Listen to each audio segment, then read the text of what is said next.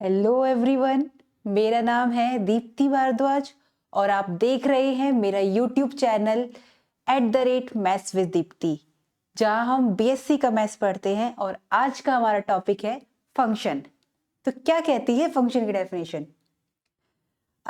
Let A and B are two non-empty sets and F be any rule.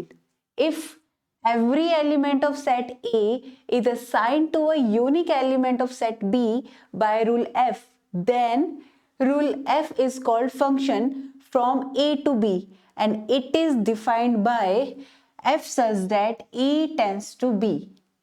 यहाँ पर हमने दो set लिए हैं, सेट ए और सेट बी। इसमें कुछ एलिमेंट है जो असाइन हो रहे हैं unique element of set B पर, किसके द्वारा? By rule F. तब ये रूल एफ हमारा फंक्शन कहलाएगा। फॉर एग्जाम्पल, यहाँ पे ना कुछ टर्म्स यूज हुई हैं, तो उसके लिए एग्जाम्पल लेती हूँ मैं। मैंने सेट ए और सेट बी लिया मैंने। ये 10th क्लास के स्टूडेंट्स हैं। सपोज दैट कि हमारे पास 5 हैं स्टूडेंट। ये रोल नंबर ले रही हूँ मैं उन स्टूडेंट्स के 4 and 5 और ये मैंने इनकी ले ली height 4 feet 5 feet 5.4 feet 4 inch 5.6 inch 6 feet 3.9। ठीक है। रोल नंबर 1 की हाइट है 5 फुट, रोल नंबर 2 की है 4, रोल नंबर 3 की अगेन 5 फुट, रोल नंबर 4 की 5.6 इंच, रोल नंबर 5 की अगेन 5.6 इंच। तो यहाँ पर ना डेफिनेशन में 3 टर्म्स यूज हुई है।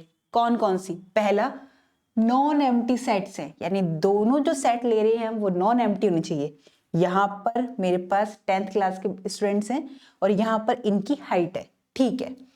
और इन्होंने कहा है सेट ए के सारे एलिमेंट असाइन होने चाहिए। हाँ जी, सेट ए के सारे एलिमेंट असाइन हो रहे हैं, एक भी ऐसा एलिमेंट नहीं बच रहा है जो असाइन नहीं हो रहा हो।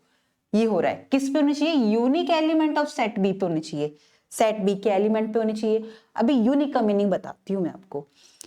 यहां पर मैंने देखा कि सारे एलिमेंट असाइन हो रहे हैं, बिल्कुल हो रहे हैं, और दोनों नॉन एम्प्टी भी है। अब यूनिक एलिमेंट का मतलब क्या है?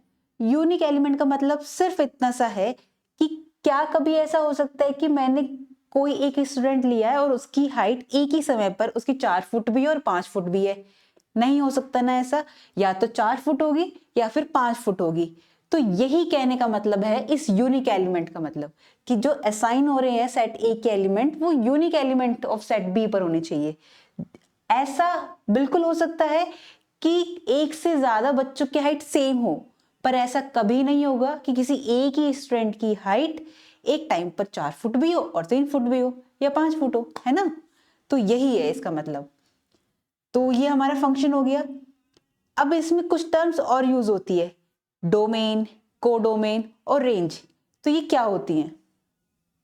अगर मैं इसी का एग्जांपल लूं, इसी एग्जांपल से, तो डोमेन क्या होगी हमारी? What is domain? जो सेट ए होता है ना उसके सारे एलिमेंट आते हैं, तो वो डोमेन कहलाता है। तो यहां पर डोमेन आएगा हमारा रोल नंबर 1 2 3 4 एंड 5, ये डोमेन हो गया। और कोडोमेन क्या होता है? सेट बी के एलिमेंट जितने भी हैं, कोडोमेन। कोडोमेन में क्या आ रहा है हमारा? 4 feet 5 foot 5 foot 4 inch 5 foot 6 inch 6 foot और 3.9 इंच। ठीक है। रेंज क्या होती है? रेंज होती है सेट बी के उन एलिमेंट का कलेक्शन जिसकी प्री इमेज मिल रही हो। तो किस किस की मिल रही है? 4 फुट की, 5 फुट की और 5.6 इंच की। तो रेंज में आ जाएगा हमारा 4 फुट 5 फुट एंड 5.6 इंच। ठीक है, ये आ जाएगा। ये हमारी हो गई डोमेन, रेंज और कोडोमेन। एक एग्जांपल और लेते हैं हम।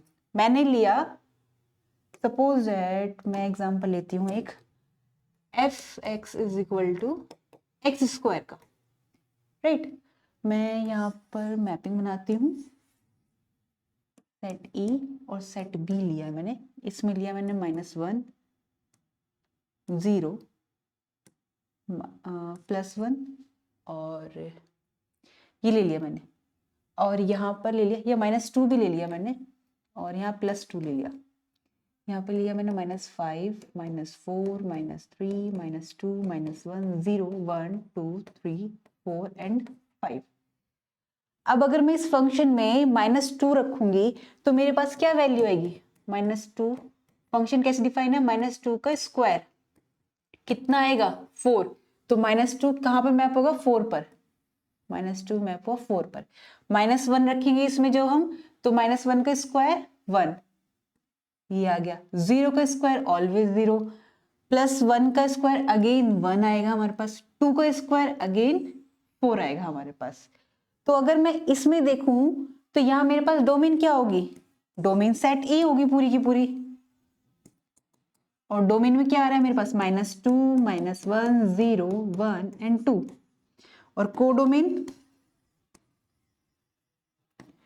पूरा सेट बी हो जाएगा मेरे पास, -5 -4 -3 -2 -1 0 1 2 3 4 एंड 5, और रेंज क्या हो जाएगी, यहाँ रेंज हो जाएगी सेट बी के उन एलिमेंट कलेक्शन जिसकी प्री इमेज मिल रही हो हमें।